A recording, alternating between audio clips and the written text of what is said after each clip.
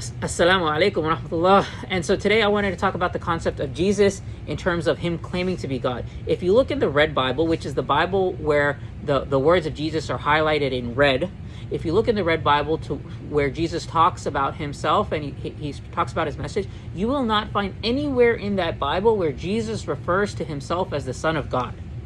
Right? He never claims to be God or divine at all. And so some people will argue, well, he refers to God as the Father.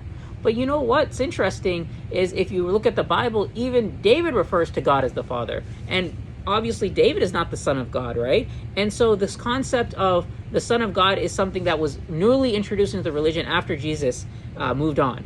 And so if you look at the history books, you know, there was a lot of debate about the status of Jesus in the religion of Christianity. And it wasn't until the year 325 AD, at the Treaty of Nicaea, that it was determined that Jesus is the Son of God, and it was basically institutionalized across the churches, right? And so before that, it used to be a big debate, and there used to be different sects, but it was basically forced upon the people that this is the belief that you need to have, right?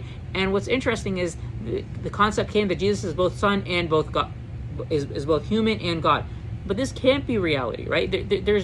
You have to recognize that Jesus is either human or is he God, or is he part and part, right? There's people that argue, oh, he's 100% human, he's 100% God. So let me ask you, if he goes to the bathroom and he eats, which he obviously did, was he God at that time? Does God need to go to the bathroom? That's blasphemous, right?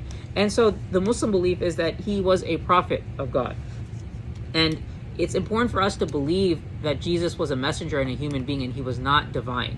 And this is what Islam calls to.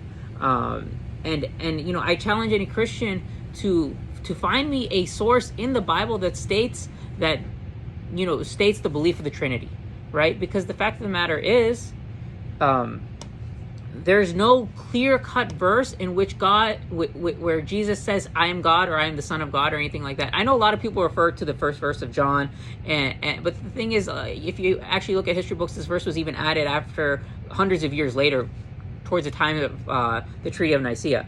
And so I think it's important for us to understand that Jesus was a human being, and this is a very important fundamental belief of Muslims, is that we believe that God is one, and we do not worship Jesus, we worship God alone.